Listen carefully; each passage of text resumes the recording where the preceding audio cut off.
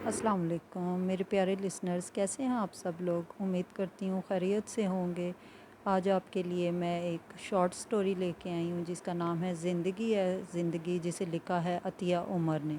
तो चले आइए शुरू करते हैं। शुरू करने से पहले आप लोग लाजमी मेरे चैनल को सब्सक्राइब किया करें और बेल आइकन के बटन को दबा दिया करें और वीडियो को लाइक भी ज़रूर किया करें। गर्मी की शिद्दत से मेरा कच्चा कोठा तनूर की तरह दहक रहा था। पंखा झलते झलते जब मेरे हाथ शल हो गए और पसीना भी धारियों की सूरत बहता रहा, तो मैं उठकर बाहर छप्पर तले आ गया। मगर लू के थपेड़े यहाँ भी चैन ना लेने दे रहे थे। तंग आकर मैं उठा और नदी की तरफ चल पड़ा। गर्मी इस साल कुछ ज़्यादा ही पड़ी थी। बारिश हो जाती, कुछ ज़ोर टूट जाता। मौलवी साहब मरहूम कहते थे हमारे गुनाह गर्मी की शिद्दत में इजाफा कर देते हैं और दुनिया की गर्मी देखकर रोज़े महशर की गर्मी से पनाह मांगा करो, जब अमाल के सिवा कोई चीज़ साया मुहैया ना कर सकेगी। नदी के किनारे किनारे मीलों तक फैले मलक साहब और इनके भाइयों के आम, कीनों और खुबानियों के बागात थे। आम और खुबानियों का मौसम था। दरख्तों के झुंड और नदी के बहते पानी ने मौसम की शिद्दत को कुछ कम कर दिया। नदी के ठंडे पानी में नहाकर मैं बाग में आ गया। एक आम के बड़े घने पेड़ तले बैठ गया। हर तरफ लू का आलम था। बागों के रखवाले भी तपती दोपहर में शायद कहीं आराम कर रहे थे। दरख्त से टेक लगाए मैं माजी में गुम हो गया। पता नहीं क्यों आज मुझे अपनी तन्हाई से वहशत हो रही थी। मुझे तो अपने माँ बाप की शक्ल भी याद ना थी। बकौल मौलवी हदायतुल्लाह, मेरा बाप तो पैदाइश से भी चंद माह पहले इस दुनिया से चला गया। वो एक किसान था। 2-3 साल का था जब मेरी माँ खेतों में काम कर रही थी कि इसे सांप ने डस लिया और वो भी मर गई। मेरे 2 चचा थे और 3 मामू। मेरे बाप के हिस्से का खेत तो दोनों चचाओं ने मिलकर बांट लिया, लेकिन मुझे फजूल और नाकारा शय समझकर नज़रअंदाज कर लिया। खेत और गाय चचाओं ने ले लिया और जिससे किसी फ़ायदे के बजाय मज़ीद खर्चे की तवक्का थी, इसे मामुओं के हवाले करना चाहा तो इनकी बीवियां अड़ गईं।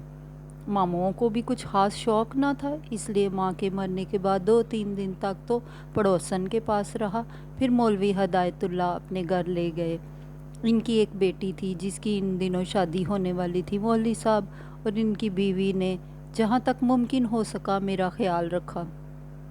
आपा कुलसूम भी जब ससुराल से आती मुझे बहुत प्यार करती। इसने बकौल मैं बहुत खूबसूरत था, बिल्कुल शहरी बच्चा। इसके कुछ ससुराली रिश्तेदार शहर में रहते थे। अपने शोहर के साथ 2-3 बार वो शहर गई थी, इसलिए वो कहती थी कि शहरी बच्चे मेरी तरह होते हैं, गोरे चिट्टे, साफ़ सुथरे, अच्छे अच्छे कपड़े और जूते पहनने वाले। गोरा तो शायद हो सकता था, मगर अच्छे कपड़े और जूते मैं सिर्फ ख्वाब में ही देख सकता था। बल्कि ख्वाब भी इन चीज़ों के आते हैं जो कभी देखी हों या तसव्वुर की हों। मौलवी साहब बेचारे ख़ुद गरीब आदमी थे।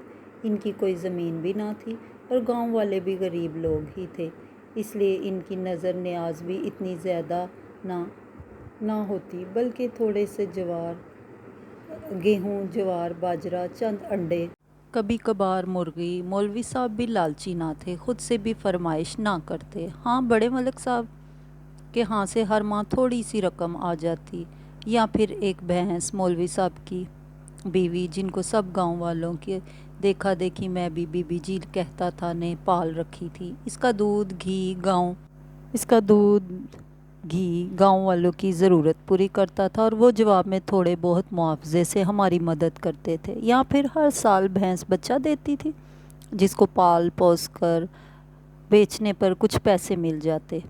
इस तरह गुजारा हो ही रहा था। मौलवी साहब कहते थे, तुम मेरे बेटे हो, मुझे बहुत शौक़ है कि मेरा बेटा शहर के किसी दीनी मदरसे में पढ़े। फ़िलहाल इन्होंने मुझे गांव के स्कूल में दाखिल करवा दिया जहाँ से मैंने 8वीं जमात तक पढ़ा। वो एक गवर्नमेंट स्कूल था। मौलवी साहब की ख्वाहिश के बावजूद मैं शहर मज़ीद तालीम के लिए ना जा सका, क्योंकि इन्हीं दिनों बीबी जी का इंतकाल हो गया। मौलवी साहब और आपा कुलसूम का सदमा तो फितरी था। मेरी परवरिश इन्होंने जिस प्यार से की थी। खुद मुझे ऐसे लगा जैसे मेरी माँ आज ही मरी हो। 40वें के बाद आपा कुलसूम अपने 4 अदद बच्चों के साथ अपने ससुराली गांव वापस चली गई। अब मैं और मौलवी साहब रह गए। मैं दिन में कई बार बाजी को याद करके रो पड़ता। मौलवी साहब बेचारे मुझे भी तसल्लियाँ देते और घर का काम काज भी खुद करते। इंसानी फितरत के तहत आहिस्ता आहिस्ता मुझे भी सब्र आने लगा और मैं मौलवी साहब का हाथ बटाने लगा और हांडी पकाते तो मैं प्याज छील कर काट देता। जंगल से जलाने के लिए लकड़ी और मवेशियों का सूखा को गोबर उठा लाता। कुछ दिन ख़राब करने के बाद आटा गूंदना भी आ गया। अब मैं जो भी आटा गूंद कर मासी खैरा के तनूर से रोटियां लगवा कर लाता, भैंस मौलवी साहब ने करीबी कस्बे की मंडी में ले जाकर बेच दी थी। एक दिन भैंस की फ़रोख्त से हासिल होने वाली रकम और मुझे साथ लेकर मौलवी साहब शहर रवाना हुए। वहाँ के एक छोटे से मोहल्ले में इनके एक जानने वाले इमाम मस्जिद थे। हमने बड़ी मुश्किल से वो मस्जिद ढूंढी। वो रात हमने मस्जिद में ही बसर की। सुबह इमाम साहब के साथ कुछ दीनी मदरसों में गए जहाँ मौलवी साहब मुझे छोड़ने पर आमादा हुए। इनके अखराजात बहुत ज़्यादा लगे और जहाँ बहुत कम पैसों में या तकरीबन मुफ्त रहाइश और तालीम का बंदोबस्त मालूम हुआ वहाँ मौलवी साहब ने इनकार कर दिया। कहने लगे, अब्दुल खालिक बहुत नाजुक सा बच्चा है, इन मदरसों की सख्तियाँ बर्दाश्त ना कर सकेगा और वैसे भी जैसा कि मैं आलिम बनाना चाहता हूँ वो इन मदरसों में नहीं बन सकता। सो हम वापस गांव आ गए। एक रोज़ आपा कुलसूम के गांव से पैगाम आया। इसका शोहर कादिर बख्श बहुत सख्त बीमार था। मैं और मौलवी साहब गए। कादिर बख्श कई दिनों से बुखार हो रहा था। गांव के हकीम की दवा से ठीक ना हुआ तो अब इसके भाई इसे शहर ले जाने की तैयारी कर रहे थे। आपा बहुत रो रही थी। इसका अपना बेटा मुझसे 4-5 साल ही छोटा था।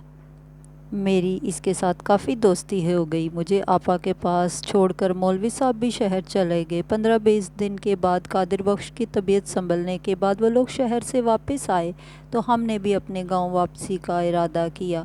आपा की सास कहने लगी, मेके वालों का लड़की को बहुत मान होता है कि इसके औखे सौखे वेले काम आएंगे, इसके आड़े वक्त में काम आएंगे, पर यहाँ तो खाली हाथ आते हैं, बल्कि रोटियाँ तोड़ने का को पराई औलाद साथ लिए फिरते हैं। ये मैं पूछती हूँ, जवानी दामाद की सेहत तंदुरुस्ती के सदक़े में 4 पैसे फ़कीर के हाथ पर ही रख देते। मौलवी साहब बेचारे सर झुकाए खड़े थे। आपा कुलसूम छोटे बेटे को रोटी और दही खिलाते खिलाते एकदम खड़ी हो गई तो बच्चा रोने लगा। सास ने चारपाई पर बैठे कादिर बख्श को देखा। लो जी, अब रानी को सच कहा तो कंडे चुभने लग गए, कांटे चुभ गए। उठकर खड़ी हो गई। अम्मा, तुम तो खुद ही बोलती हो, क्या तुम्हें करमदीन कादिर बख्श का भाई ने नहीं बताया कि चाचा हिदायतुल्लाह ने अस्पताल का सारा खर्चा दिया और अभी घर आकर 500 रुपये और दिए हैं कुलसूम को। ये अभी थोड़ी देर पहले ही तो 500 रुपये दिए हैं जब तुम दूध पिलवा रही थी। ये मैं तुम्हें बताने वाला था और मेरा ख्याल था कि अस्पताल के खर्चे वाली बात करमदीन तुम्हें खुद बता देगा, खुद बता चुका होगा। कादिर बख्श फितरतन अच्छा आदमी था, माँ के लालच पर शर्मिंदा हो रहा था। एक तो ये अल्लाह की बंदी तुम्हारी हर बात चुप करके सुनती है, सच भी नहीं बताती। हाँ, माँ बाप ससुर ने 4 पैसे क्या खर्च कर दिए कि तू इसी के गुण गाने लगा। सारी दुनिया देती है बेटियों को और बीवी को सब्र पढ़ा और शहद दे इसको कि माँ से मुकाबला करे। मुझे पता था ये सहनी गुन्नी तुझे बिल्कुल ही ग़ुलाम बना लेगी। बेचारा कादिर बख्श परेशान होकर माँ की खुशामदें करने लगा। मौलवी साहब खड़े हो गए। अच्छा बहन जी, हम चलते हैं, कोई गलती हो तो माफ़ करना। कुलसूम तुम्हारी खिदमत गुजार बेटी है, कोई बात बुरी लगे तो डांट डपट तुम्हारा हक है, पर माफ़ कर दिया करो। अच्छा पुत्र कादिर बख्श, अल्लाह तुम्हें तंदुरुस्त और खुश रखे। बुज़ुर्गों ख़ास तौर पर माँ को जवाब नहीं देते। कुलसूम पुत्र, बच्चे कहाँ हैं, इन्हें मेरा प्यार देना, रब रखा। आपा पास आकर खड़ी हो गई। मौलवी साहब ने सर पर हाथ फेरा और झुक कर सर चूम लिया। मैं आपा के पास खड़ा था। आपा ने मेरे कंधे थामे। अब्दुल खालिक, अब्बा के बाद मेरा मेका तुम ही हो, कोई बात दिल पर ना लेना, आप अपनी आपा को माफ़ करना। इसकी आवाज़ बहुत धीमी थी। अभी अभी कुछ मुझसे मिलने आ जाया करना। और फिर इसके आंसू बहने लगे। मुझे खुद रोना आ रहा था। कितनी अच्छी हैं आपा, मगर इसकी सास ज़रूर इसे तंग करती होगी। जब हम अपने गांव वापस आ रहे थे तो मैंने देखा मौलवी साहब चुप चुप थे और परेशान भी लग रहे थे। मैंने इन्हें थोड़ा सा खुश करना चाहा। मौलवी जी, आपको पता है मजीद आपा, कुलसूम का बड़ा बेटा कह रहा था, अब्बा कहते हैं दादी अम्मा बहुत डांटती हैं, हम शहर चले जाएंगे ना पुत्र। मौलवी साहब की आवाज़ भी उदास लग रही थी। बड़ों की बात का बुरा नहीं मानते मजीद, बच्चा है। नहीं, क्या समझा, इन्हें क्या समझा। कुलसूम माँ बेटे को जुदा नहीं करेगी। पर वो मजीद कह रहा था, अब्बा अपने किसी दोस्त के साथ मिलकर शहर में दुकान खोलेगा तो हम सब वहीं चले जाएंगे। मुझसे तो कोई ऐसी बात नहीं की कुलसूम और कादर बख्श ने। फिर क्या हम आपा से मिलने शहर जाएंगे? वहाँ तो मजीद की दादी भी नहीं होंगी। पता नहीं अब्दुल खालिक क्या होगा और कौन होगा। मुझे तो बस तेरी फ़िक्र है। कुलसूम की माँ अल्लाह बख्शे ज़िंदा होती तो मुझे तेरी इतनी फ़िक्र ना होती। कुलसूम भी तुझे अपने पास नहीं रख सकती। पर आप कहाँ जा रहे हो मौलवी जी? तुम अब इतने छोटे नहीं हो, मेरी बात गौर से सुनो। हकीम जी ने मुझे टीबी बताई है। इस मर्ज़ का इलाज नहीं है, और अगर है भी तो हम जैसे गरीबों के लिए नहीं है। मैं तुझे ज़्यादा तालीम ना दिला सका। कुछ पैसे तेरे वास्ते इकट्ठे किए थे जो बेटी का घर बचाने में ख़र्च हो गए। तो मुझसे एक वादा कर, जहाँ तक हो सका किसी का मुख्ताज नहीं होगा, पढ़ेगा और इज़्ज़त की ज़िंदगी गुजारेगा। मुझे बहुत ज़ोर का रोना आया। तो क्या मौलवी साहब भी बीबी जी की तरह मुझे छोड़ जाएंगे? मुझे ये उदास देखकर मौलवी साहब ने मुझे तसल्ली देने लगे। गांव पहुंचे तो रात हो रही थी। आमों के बाग से गुजरते हुए मुझे बड़े मलक साहब का बेटा मलक अजमत नज़र आया। वो तकरीबन मेरा हम उम्र था और शहर के किसी महंगे स्कूल में पढ़ता था। इसके अपने बहन भाई और चचाजाद सब उससे काफ़ी बड़े थे। सो जब भी वो छुट्टियों में गाँव आता तो मुझसे ज़रूर मिलता। हम इकट्ठे खेलते, बातें करते। हमारी दोस्ती वक्त गुजरने के साथ साथ मजबूत होती जा रही थी। अब मैं सोचता हूँ कि अज़मत मलिक से मेरी दोस्ती की क्या वजह थी। दौलत में तो मैं इसके पासिंग भी ना था। गांव के कई लड़के के करीबी कस्बे के स्कूल में पढ़ते थे। अक्सर घरों के माली हालात हमसे तो अच्छे ही थे। फिर इन सब को छोड़कर मेरी तरफ हाथ बढ़ाने की क्या वजह थी? क्या बकौल आपा कुलसूम मेरी अच्छी शक्ल और साफ़ सुथरा रहने की आदत ने इसे मेरा दोस्त बनाया था? बहरहाल जो भी था वो मेरा अच्छा दोस्त था, बल्कि आज भी है। इसने कई दफ़ा मुझे किताबें ला कर दी, रंगीन कॉपियाँ, किताबें, कहानियाँ। अब भी मुझे देखते ही लपक कर मेरे पास आया। तुम कहाँ गए थे खालिक? मैं तुम्हारे घर गया था। मासी खैरा ने बताया कि तुम मौलवी साहब के साथ गए हुए हो, वरना तुम्हारे घर पर ताला लगा देखकर मैं तो हैरान रह गया। मौलवी साहब ज़रा पीछे रह गए थे। अज़मत की नज़र अब इन पर पड़ी। अस्सलाम वालेकुम मौलवी साहब। वालेकुम सलाम। मौलवी साहब ने शफ़क़त से जवाब दिया। इसके सर पर हाथ फेरा। क्या हाल है तुम्हारा अज़मत पुत्र? कब गांव आए? ठीक हूँ जी, 15-20 दिन हो गए हैं गांव आए हुए, और ये यहाँ था ही नहीं। इसने मेरी तरफ इशारा किया। आप तो जानते हैं मेरा दोस्त गांव में बस यही है एक। आप इसे स्कूल में दाखिल करा दें, शहर वाले स्कूल में, फिर हम इकट्ठे रहेंगे। तुम्हारे स्कूल में तो नहीं? हाँ, शहर भेजने का सोचा तो मैंने भी था, मगर जो रब को मंजूर। अज़मत बहुत समझदार था, फ़ौरन समझ गया। मैं अब्बा जी से कहूँगा, हालिक की फ़ीस वो दे देंगे। नहीं बेटा, मुझे किसी का एहसान लेना गवारा नहीं। इसकी किस्मत में होगा तो पढ़ लेगा। चलो पुत्र अब्दुल खालिक, अंधेरा बढ़ रहा है, घर चलें। कल मिलना दोस्त से और खूब बातें करना। अच्छा अज़मत पुत्र, रब रखा। मेरी बात का बुरा ना मानना। मुझे अपने बाजू पर भरोसा करना पसंद है। मौलवी साहब के पीछे मैंने भी कदम बढ़ा दिए। इस दिन के बाद अज़मत जब भी आता मेरे लिए किताबें ही लाता। अंग्रेज़ी तो मेरे पल्ले ना पड़ती थी, बस थोड़ी बहुत शदबद थी। हाँ, उर्दू की किताबें पढ़ लेता था। मौलवी साहब ने भी 2-4 मसले मसाइल की किताबें جو ان کے پاس تھی مجھے پڑھا دیں۔ اب ان کی صحت کمزور سے کمزور تر ہوتی جا رہی تھی۔ گاؤں کے حکیم صاحب کی دوا سے کوئی فائدہ نہ ہوتا، بخار اور کھانسی ہر وقت رہتی۔ اب تو تھوک میں بھی خون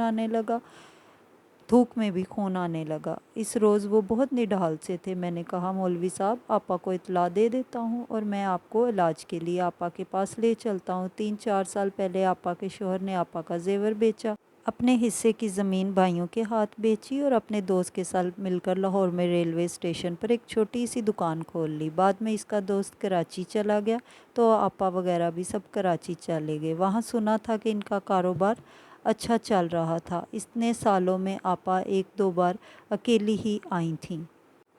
کپڑوں اور ہاتھوں میں پہنی سونے کی چوڑیوں سے اس کی اچھی مالی حالت کا اندازہ ہو رہا تھا، مگر مولوی صاحب نے آپا کی لائی ہوئی پگڑی یا کرتے شلوار کے کپڑے کو آنکھ اٹھا کر نہ دیکھا، بلکہ سختی سے منع کر دیا کہ کبھی ان کے لیے یا میرے لیے کچھ لانے کی ضرورت نہیں۔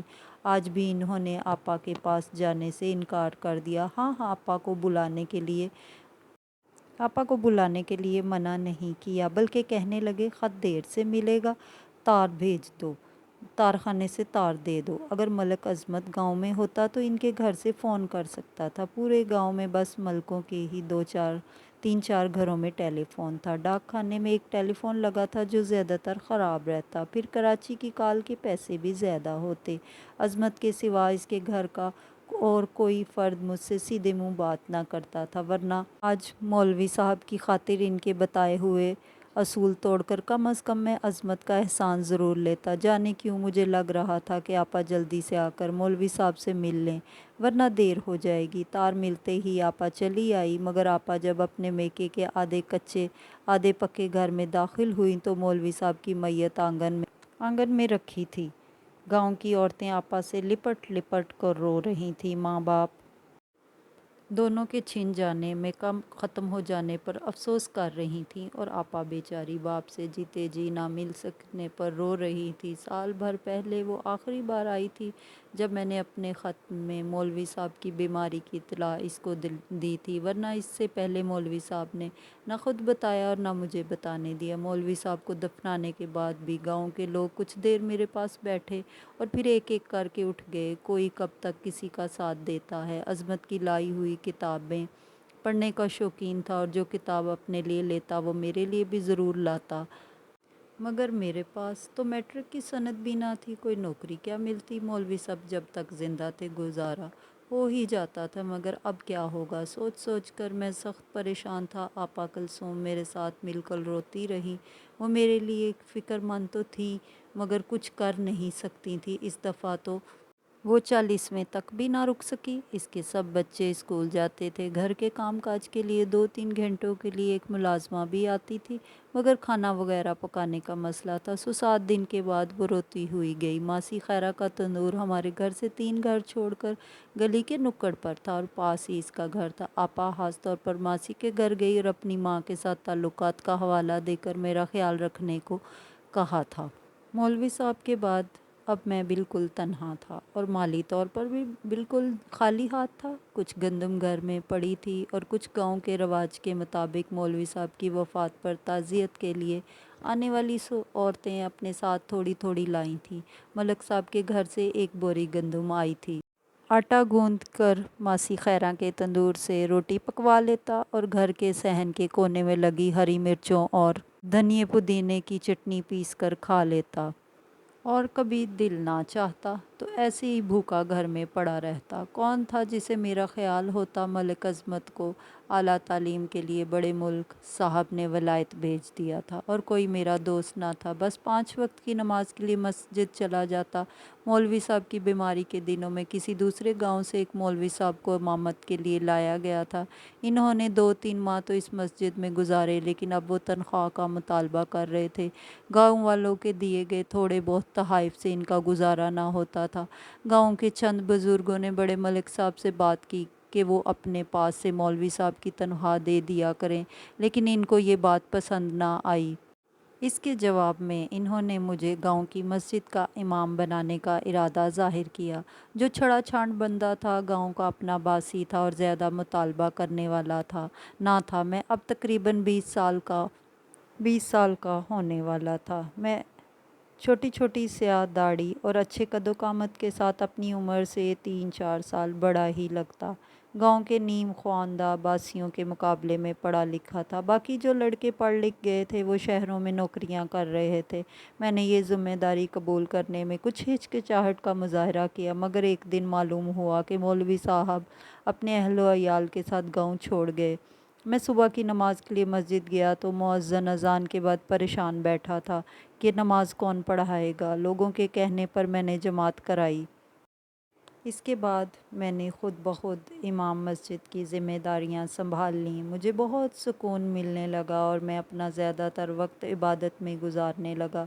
इस कम उम्री में इबादत में मशगूल देखकर गांव के सादा लो अफराद ख़ुद ब खुद मेरी इज़्ज़त करने लगे। मुझसे बड़ी उम्र के अफराद मुझे देखकर इज़्ज़त से सलाम करते और झुक कर मिलते। गाँव की औरतें अपने बच्चों को दम कराने के लिए ले आतीं। रफ्ता रफ्ता वो अपने घरेलू मसाइल पर भी मुझसे बात करने लगीं। इसका पार्ट 2 मैं आपको कल इंशाल्लाह दूंगी। तो ये शॉर्ट स्टोरी आपको कैसी लगी, अपना फ़ीडबैक लाज़मी मुझसे शेयर किया करें ताकि मुझे पता चल सके कि मेरा काम आपको कैसा लग रहा है। अपना ख्याल रखिएगा। अल्लाह हाफ़िज़।